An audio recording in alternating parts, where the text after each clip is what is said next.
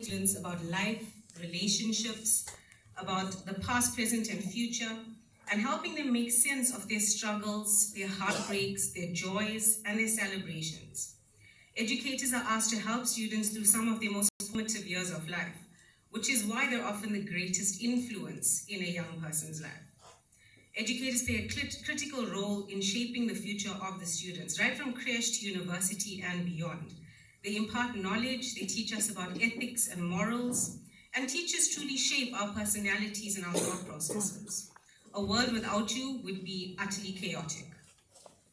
There are few people in our lives who impact us as much and significantly as teachers do.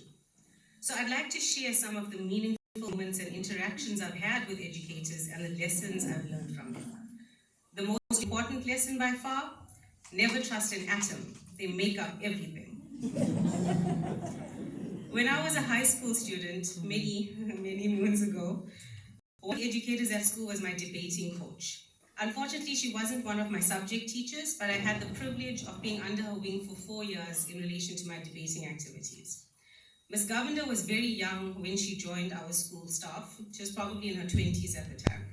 But she was able to form such beautiful relationships with every person in the debating team. We formed a bond of trust and respect with her, to the extent that our parents entrusted us to her care for an international debating trip to Germany. And this was to represent Africa at a European debating championship. Looking back now, I can only imagine how stressful that was for her, to be completely responsible for a group of teenagers in a foreign country where a number of unexpected events crop up. We had flight delays, we had overnight layovers that weren't expected in a different country. Our luggage was lost at an airport where nobody spoke English. We were split up for accommodation. We worried about whether or not we had enough money for food expenses because we truly did not realize the cost of food in Germany. We were openly stared at and talked about because we were the only people of color participating in the tournament. Worst of all, a clogged toilet in a guest house. I won't bog you down with the details, but Ms. Governor didn't hesitate to find a mop and solve the problem herself. Amongst all this chaos, she also resolved conflict within our debating team. She made sure we were able to purchase souvenirs to bring home. She kept our spirits up. She kept us motivated for every single debate. She attended every debate and cheered for us. She kept our visas and passports safe. And she proudly represented our school and in fact our continent at the prize-giving ceremony for this tournament. Ms. Govender also shared her packed lunches with us, her snacks when we were traveling locally for debating tournaments. She ensured that we were recognized within school for our achievements at the tournaments, and she never once showed us any stress or tension or worry that she had. You all know how exhausting it is just to manage your daily workload and responsibilities as an educator, leave alone tending to a large group of learners who are all demanding your attention and help with extracurricular activities. To this day, I have immense trust and respect for Ms. Govender. She has a very special place in my heart. I will never forget how cared for we felt when we were with her, how joyful she made us during our debating activities, how selfless she was in her intentions for us and her efforts, and how easy she made it to confide in her and ask for help and advice when it was needed. This is the beauty of educators, and especially women in my life. The fact that I was even in the debating team in the first place can be attributed to another teacher, Mrs. Gopalan. She actually identified my potential and encouraged me to try out for the team. And that became one of my biggest sources of joy. It helped me grow my confidence, my ability to speak publicly. And it paved the way for my current career as an attorney. It was truly something life-changing. And it stemmed from something as simple as my English teacher saying, "You'll probably be really good at this, just give it a try. The worst that will happen is that you don't join the team." I come from a family of 3 children, got 2 brothers in the mix, like Mrs. Munisami said. Another fond memory I have is my younger brother's form teacher, Ms. Inderlal. He was in grade 4, I was in grade 6 in primary school.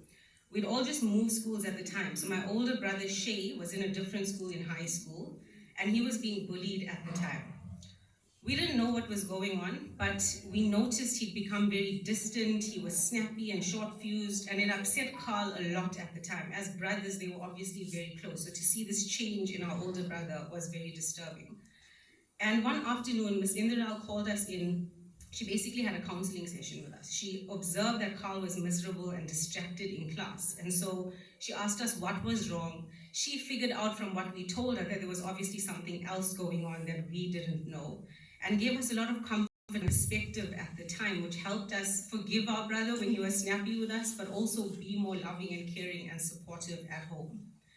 In high school, that same older brother had an amazing educator who was known for treating all her students like her very own children. I think her own children may have been a little bit jealous. I can attest to this myself. There were times where as a kid I'd say to my mom, but I'm your daughter, that's not your daughter. But she had such a great influence on my older brother. She instilled such passion, not only for her subject matter, but for life. And she reminded him in particular of his roots and what was truly important to him. They are still in contact 16 years after he finished matric, and to the extent that she was asked to give a speech at his wedding because of the level of respect that he has for her still. I've had some amazing mentors in university and the workplace who took an interest in me, my passions, my personality, and my potential for growth and success. To me, teachers like this truly embody the principle of in loco parentis, acting in the place of a parent. They not only assume legal responsibility for the children in their care, but also the ethical and moral responsibility to ensure that we understood the world around us and we grew to be good, successful people. This is the beauty of the role willingly fulfilled by educators such as yourselves. A teacher is not simply a professional. You're our friends. You prepare us for the real world. You want nothing but to see us happy, successful, and unbeaten. And when we face hardships, a true teacher is always there to get us up and going. That teacher can be a close friend, our parents, maybe a doting uncle, a grandparent, but teachers truly deserve a lot of credit. Of course, if we paid you more, you wouldn't need that much credit, but I am particularly blessed to have two amazing educators as parents. My dad was a deputy principal at the time that he retired, and he has always demonstrated excellent leadership and initiative. Like Mrs. Mulisami mentioned, he was a freedom fighter during apartheid. He was detained and tortured by the apartheid government for lengthy periods of time. My mom as well was also detained. My dad's resilience throughout all of that, his passion for justice and for serving the interests of the community has filtered down to his students and to my siblings and I. He frequently has students contacting him on Facebook to tell him how he changed their lives with simple lessons and gestures at school. Sometimes my brothers and I are a little bit surprised to hear this and how much his students admired him because, of course, educators have very different standards for their own children compared to their students. I distinctly remember our school award ceremony when I was in grade 8, and I had gotten the award for arts and culture. And on our way home, instead of saying congratulations or well done, my dad's question was why I didn't get the award for maths and science and languages. He also once asked me where the other 4% had disappeared when I got 96% for maths. It sounds harsh, but as an adult, I am so grateful for the standards that my parents set for me because it ultimately helped me succeed at my chosen career and live a comfortable life. I know my path would have been so much more difficult to traverse if I had not been successful academically. My dad's also an incredible inspiration when it comes to health and fitness, which I'll talk about shortly, but his involvement with civil society organizations truly stands out.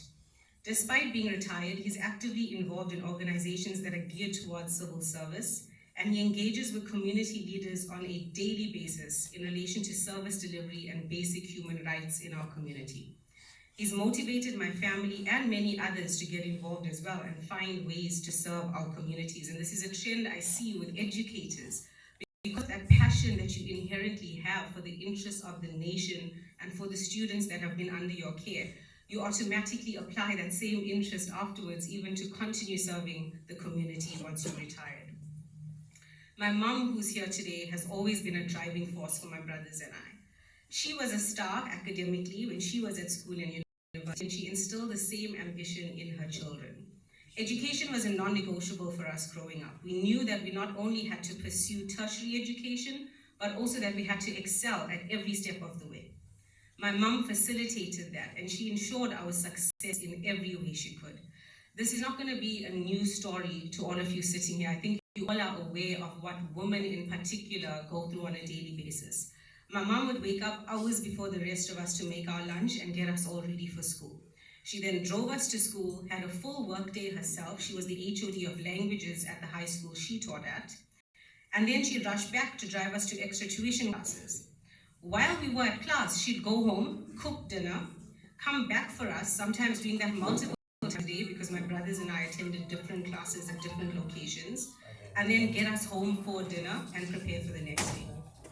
Not to mention carting us to our extracurricular activities, doing fundraising to support our international trips, managing a household, raising children, juggling being a supportive daughter, wife, friend, colleague, and mentor personally. I remember that my mom would go to the extent of finding uniforms and shoes for learners at school that were less fortunate and couldn't afford them. She'd get donors to sponsor learners' school fees. She'd herself pack extra lunches for students who were surviving off one meal a day or less. It still boggles my mind how my mom and so many other women continue doing this, how much you've accomplished and you still do for your family on a daily basis. My mom has former learners reaching out to her regularly to thank her for setting them on the right path, influencing them to be better people, teaching them with passion and with perseverance, and serving as a second mother to them. I don't know if all of these amazing women in the audience truly appreciate how much you've influenced the lives of your students, how many of them truly feel that you were a mother to them, that you saw them in a way that their families didn't see them. My mom is still involved in community outreach, and she frequently donates as well to child welfare, gift of the givers, and other worthy causes. And of course, she still manages our household and continues cooking like a Michelin star chef. I also learned the importance of punctuation from my mom, who was an English teacher. For example, and pay attention to the pauses. A woman without her man is nothing, versus a woman without her man is nothing. Punctuation. Women are truly the foundation of society. Women like all of you and my mother, who not only raise future generations, but also educate them and take a vested interest in their well-being, and our success are rare gems. We should be appreciating you, we should be celebrating you. Unfortunately, it seems like more often than not, you're instead taken for granted.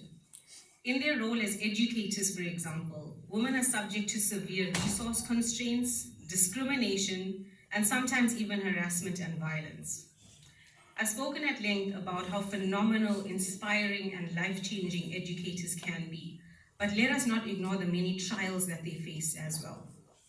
The environment in which educators are expected to not only perform their jobs, but also continue mentoring and guiding learners outside of their subject matter expertise has become more challenging and in fact dangerous.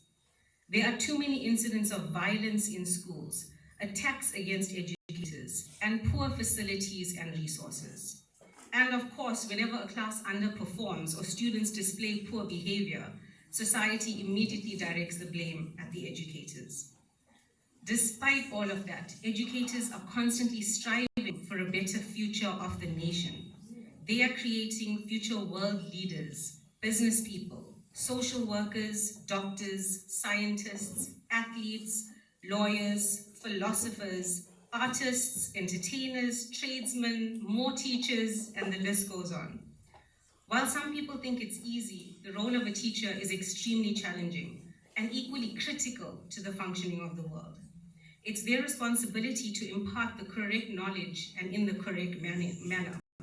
For example, they have to teach methodically, for which they prepare their lessons beforehand, so they can motivate their students, but through the use of accurate techniques. A good teacher gives homework to the students, but also checks it regularly. They plan meticulously for a better teaching pattern. At the beginning of the year, they plan the whole syllabus out for a smooth teaching experience. In addition to teaching, a teacher is also a good organizer.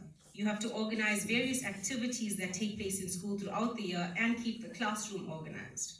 Then you've got to take care of other important little things like seating arrangements, classroom activities, and more. You supervise tasks and activities in school like attendance at class, sports day, and also monitoring behavior and mental health.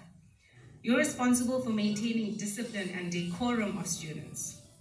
Most importantly, teachers essentially guide students every step of the way. They have to make sure they don't favor a specific student and give equal attention to all, but at the same time decide how to divide your attention towards students who need it more than others. Knowing your subject matter is also not enough. In our rapidly evolving world of information and technology, educators must remain up to date on advancements, trends, new information that's churned out at an alarming rate, and understanding the short and often unbelievable ways of communication that young people utilize. You also need to understand the landscape of social media and other sources of influence, and be aware of career trends in order to identify potential in your learners and advise them appropriately. It's a daunting task. It may be why we're seeing greater disinterest from newer educators who don't view the profession as a calling anymore, but merely a means to an end. But fear not, I think the hardest thing for an educator is actually trying to understand a student's handwriting. I personally believe it would be of great service not only to the profession, but to the nation at large for retired educators such as yourselves to continue serving as mentors for not only learners, but importantly for other educators who are demotivated or simply new and finding their feet. Your contributions are immeasurable, and you could continue changing lives as well as keep yourselves occupied and motivated during your retirement. My mom shared a funny pie chart with me recently, showing the activities that make up a retired person's day. It was about 10% eating, 10% sleeping, 10% cooking, 10% gardening, 10% reading and scrolling through social media. The remaining 50%, searching for things you had in your hand just a minute ago. But on a serious note, I've seen so many educators retire but feel as though they've lost their purpose or bored after that initial period of rest. Their health often declines significantly as well. It's essential to keep your body and your mind busy and engaged during your retirement. My request, after seeing my parents go through this as well, is consider getting involved in clubs, community activities, dance classes, mentoring programs for junior educators, pottery, painting, fitness activities, anything that really sparks a passion, something you've always wanted to try but never had the time to do. The work done by art, for example, is a perfect illustration of that. It's so wonderful to see you all get together, dress up, you all look amazing, spend this time together on fun social activities and just reconnect with your colleagues. I truly hope the association continues growing in size and strength. I mentioned earlier that physical fitness is one of my father's passions. He says he's achieved his life purpose now that I'm going to the beach with him on a weekly basis to do an 8-kilometer walk. I mean, that's very sad that was his life's purpose, but something he wasted his whole life for. It's something I've seen in other educators as well who've tried to maintain a balance throughout their lives between work, home, and personal goals. Starting off simple with a walk outside, perhaps a park or the beachfront, it does wonders for your moods and your holistic well-being. It also motivates young people like us who are striving to maintain that balance in our lives when we see our role models engaging in these simple activities. Whatever your interests are, I hope you all truly enjoy your retirement and make the most of your time as a free agent. To the women in particular, I truly hope you finally start putting yourselves first, that you engage in self-care, that you discover what interests and motivates you personally, outside of the multitude of other roles that you fill in your life. Before I leave, since you're all retired, I can finally give you some inside information about why the dog always ate our homework. It's entirely your fault. It's because you said it was a piece of cake. Thank you.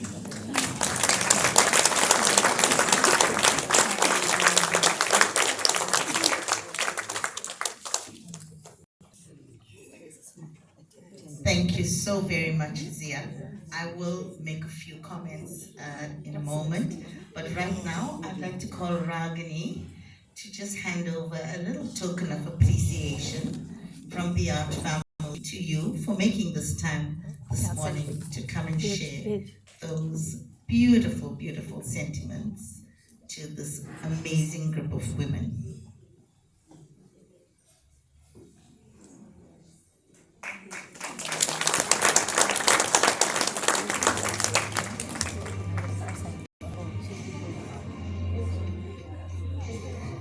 Thank you once again, Zia.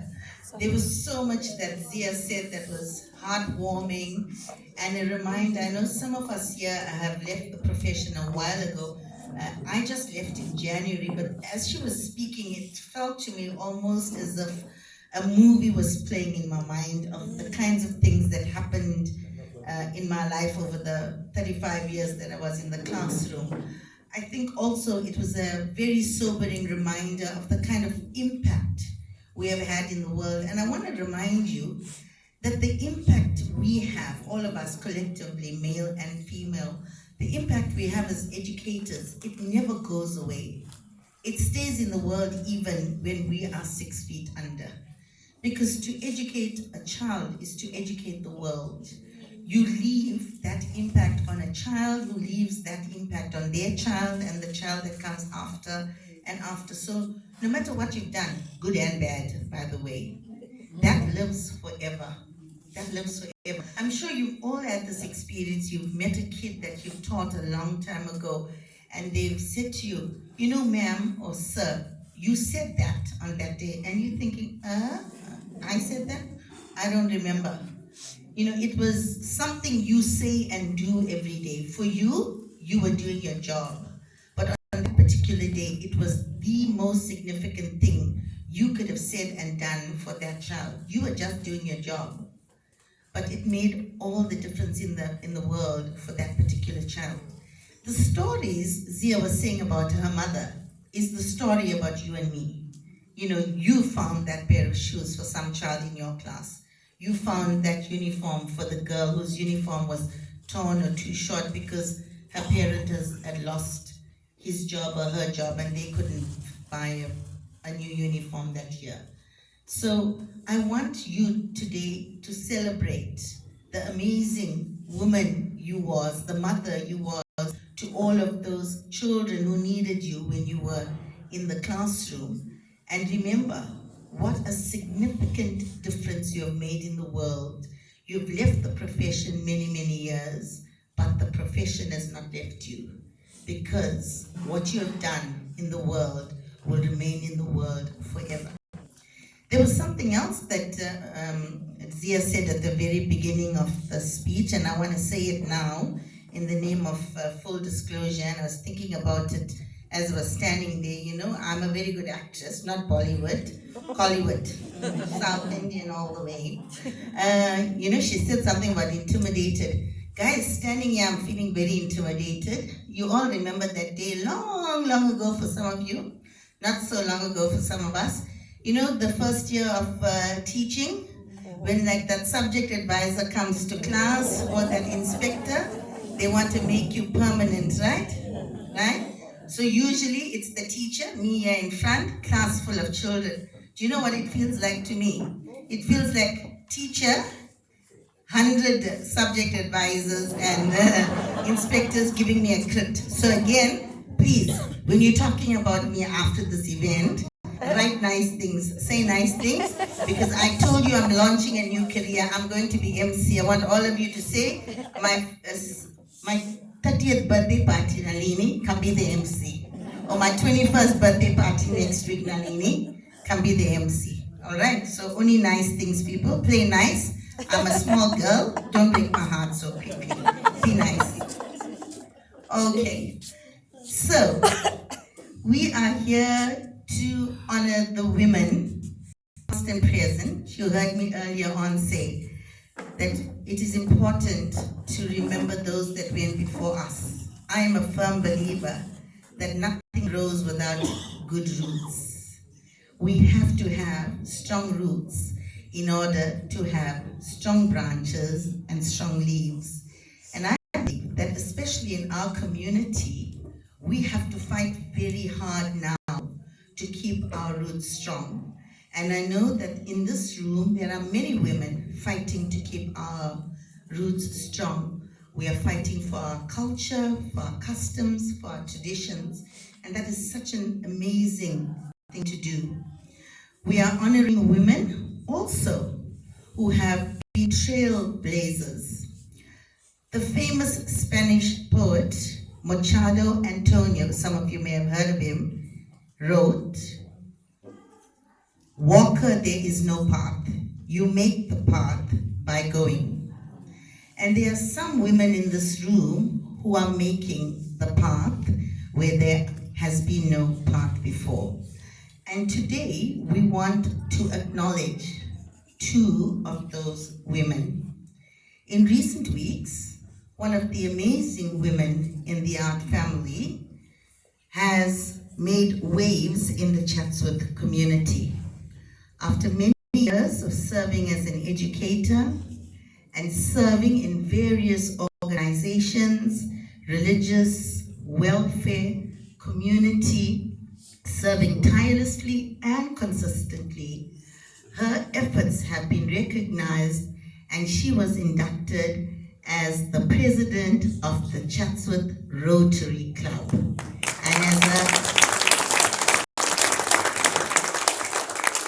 And as her art family, we are super proud of this achievement. It is not often that females have been given the opportunity to sit in this chair. And Cogie Muthulingam, we are so very proud that you take the seat this year. And we say to you that we are here to support you. We will reach our hand out to you when and if you ask. Please come forward and receive a little gift that says, "Well done, sister. You go, girl."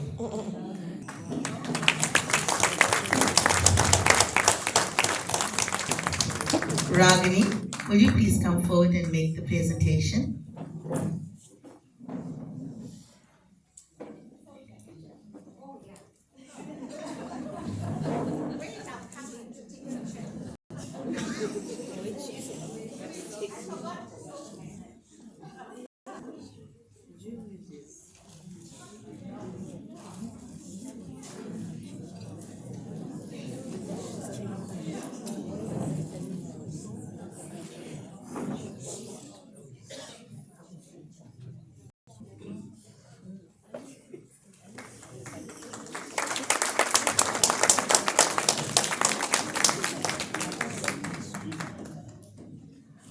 Okay, we got a little bit of fun coming up now.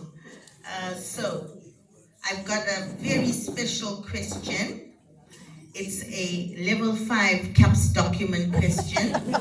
So I'll give you a moment. Think about the level 5 questions and what they ask you to do. Right? All of you remember CAPS document level 5? Think out of the box. Also think about the poem I read earlier on, and here's the question, and there's a prize to be won. And the question is, who is the most beautiful girl in this room? Take a moment. No. Take a moment. I told you it's a level 5 question. Lateral thinking, out of the box. Right? Look around. Be careful. Remember, I'm the boss girl. So think carefully before you answer this question. Who is the most beautiful girl in this room? I'm not giving any hints. If you need to call a friend, I've got a few minutes of airtime on my phone. You can consult with the person next to you. Yes, somebody's got their hand up? Yes. It's yourself? I am. Yay! Wonderful. I am. Ragini, will you give her the gift, please? So the correct English answer is the girl in the mirror, but I am will do. Wonderful. So Juliet is getting ready to come forward now.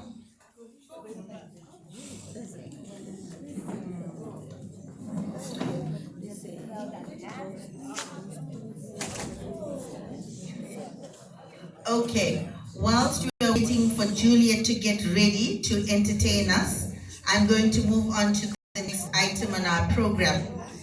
As I said, we are celebrating women of power, women of steel, women of grit. Cogie Muthulingam is not the only one. We have another woman amongst us who for many, many years has been showing her resilience, her grit. To tell us more about that, I would like to call our very own Paul. I don't see him. Where is he? Oh, here we go. The handsome Mr. Paul. Oh, I heard I should be saying what? I hear it. Oh, our very own ladies man, Paul. Look at him strut his stuff. Whoa, whoa. Did you see him the other day in his sari? That was so gorgeous. I am going to invite him the next time I have an event and I'm wearing a sari. Paul is going to come help me drape it. He does an exceptionally good job. Come on forward, Paul. Thank you. He's going to introduce us to our next honorary lady for this morning. Thank you, Paul.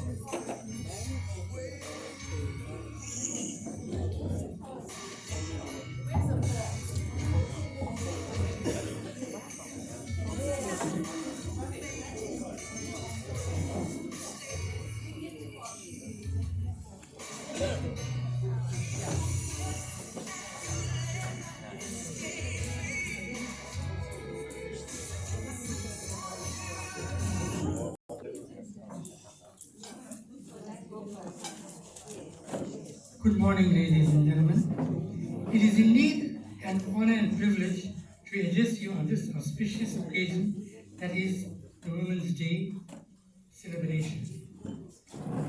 We have heard a great deal in general about women, but today I am going to tell you a little more about a special woman in our organization, that is none other than our President, Tammy Naidoo.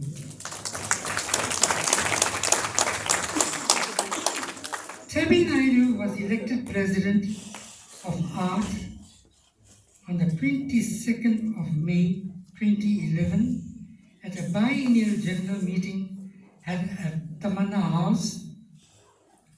Lodge in Aberdeen. It was a day of outing for our members as well as meeting and election of office bearers.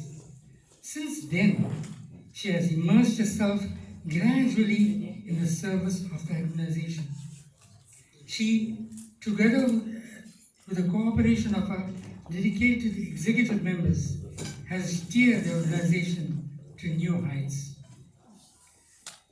Today, ART is one of the few organizations so actively involved in the social affairs of retired teachers, and we are truly proud of that. Our president has served the organization for 12 long years and is still going strong. Tammy is an epitome of devotion, a great stalwart who believes in perfection. Thoroughness is a key word. Her devotion to duty is so intense that I'm certain that she thinks of art even when she's eating, drinking, walking, sleeping, and I think this thoughts come in a way. She works tirelessly and relentlessly, delegating duties to members who accomplish them. Our president is a true embodiment of strength, resilience, and unwavering determination.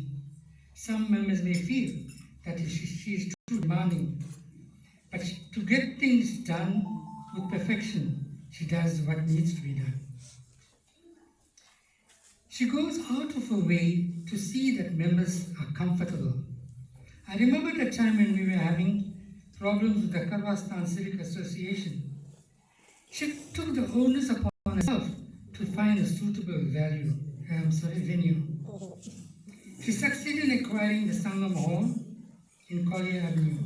We had a few meetings there, but the place was too small.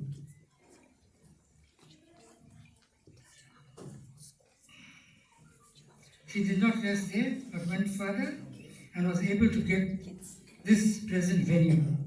She's still aspiring to get a bigger venue. Because of the large number, she has an eye on the main hall. With her diplomacy, dedication and perseverance, I am certain that she will succeed. Her achievements have set a precedent for excellence and ignited a flame of hope within each of us. We are proud to stand alongside her, celebrating her remarkable journey and the profound impact she has made. Our president is a loving, caring, compassionate person who carries herself with great pride and dignity. She is always well attired and has become an inspiration to other members. But sometimes her attire surpasses that of an octogenarian. It is very difficult to find such an inspiring and hard-working individual. May your accomplishments continue to inspire the future generations, and your legacy serve as a testament to the future leaders of art. On behalf of all the members of art, I wish you good health, peace, and lots of love. We salute you for your service and upliftment of art. To all the members, have a happy and enjoyable Women's Day celebration. With these words, I would like to hand over to our Deputy President, Mr. George Magare, who may say a few words and hand over his token of appreciation. Thank you.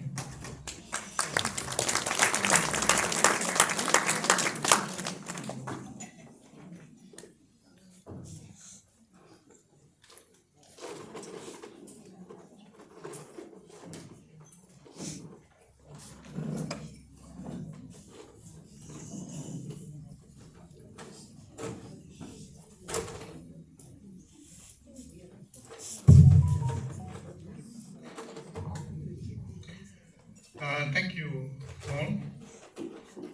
Ladies and gentlemen, good morning to you. Today is a great day for me because I have been serving this association for many, many years, and together with Tammy, we were elected. Tammy was elected president, and I was elected deputy president.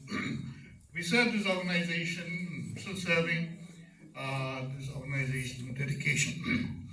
But in all those years, ladies and gentlemen, I have never come across someone like Tammy. Honestly, I haven't. She has been a real pain. Oh my God. Oh my God. I didn't expect good pain. Yes, you know, I cannot count the number of my breakfasts that have been spoiled. Just like Tammy had an uncanny knack of following me, you know, when I'm just about to have my toast. And you know, with toast, you cannot leave it for a while because it gets soggy. But nevertheless, I enjoyed my interaction with Tammy all those years. And she has served this organization like no other person. And it is for this reason that we decided to honor Tammy. And I'm sure all of you would agree with me that she deserves this honor that we are about to bestow on her.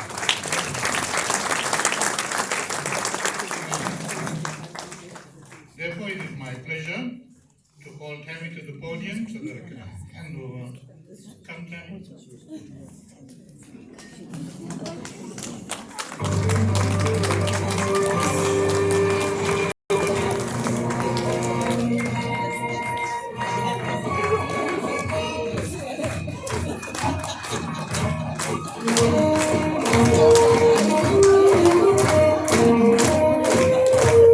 you, Tammy.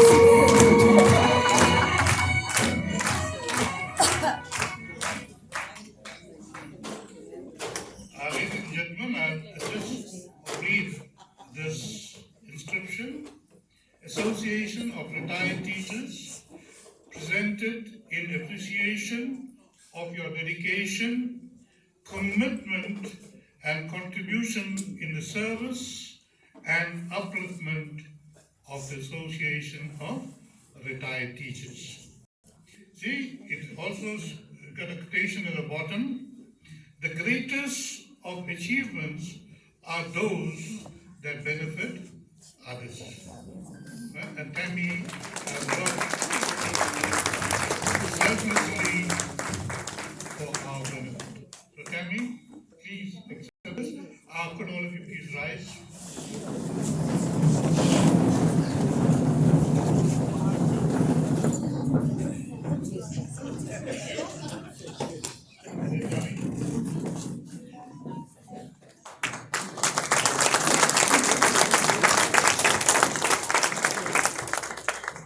So ask Tammy to say a few words.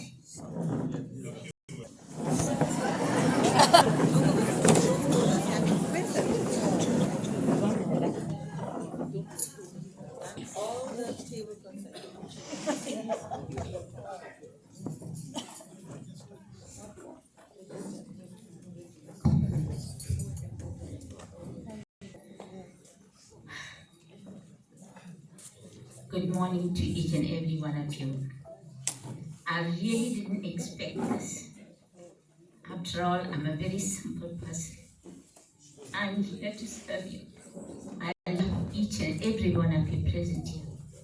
You make my day, you make my life. I am a pain not only to George, to everybody else. If I want a thing done, it has to be done. No two ways about that. I am sure that is what my presentation today was about, art and no one else. Because you, the people of art, have made my day and my life. After all, the women in art are born women, women in the special sense.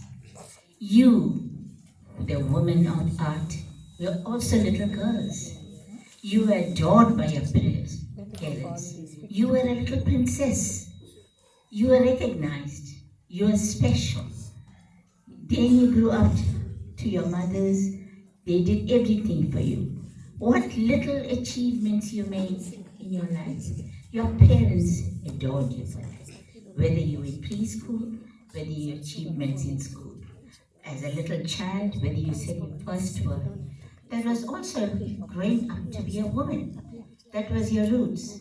Then you grew up to be a little girl. And then a sister maybe. And then you married a man. Why did you fall in love? Why did that special person choose you? There must be something very special that he saw in each and every one of the women present here. Because you found a partner, a life partner, your soulmate.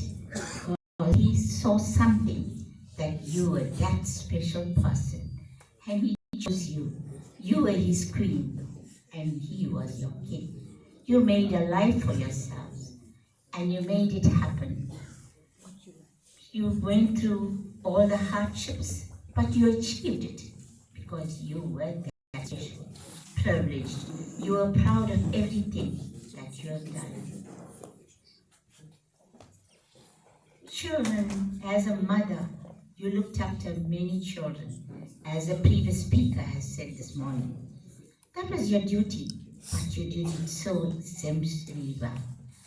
You didn't you have no stone unturned to give the best to your children.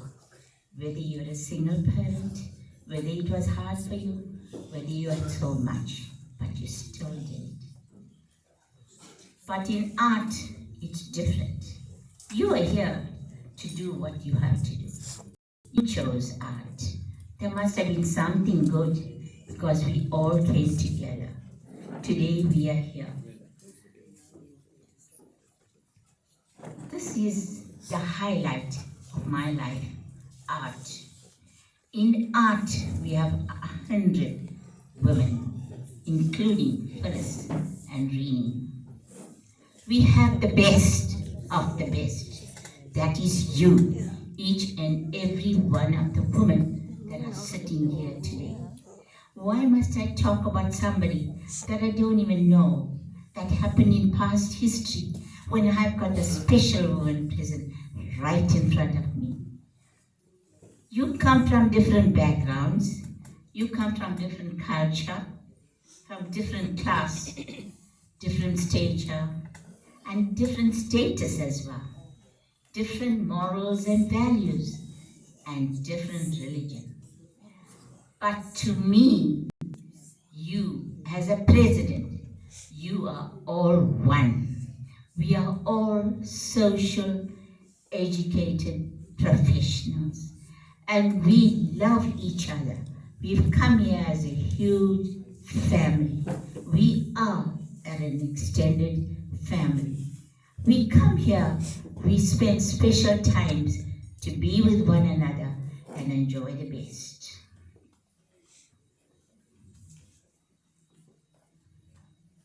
I am one that preaches, maybe dictates sometimes, maybe make you feel angry. Please bear with me. Sometimes you have to do that in order to get things done. Otherwise, maybe we will go astray like little children. We don't want that. We are adults. There are members of art that, as a president, I appreciate each and every one of you. I welcome and thank you all, women. You, the precious ones, you are precious and you are one in a million.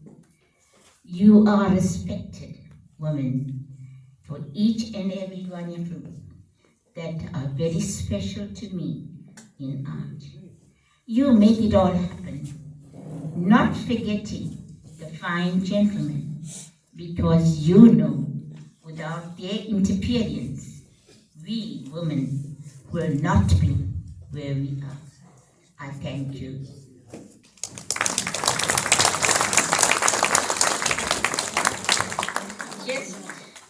Just a few commercial.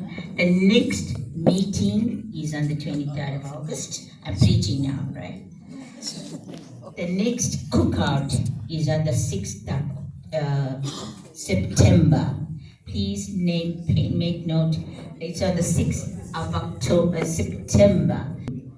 And on the 13th of September is our get-together, Club 91.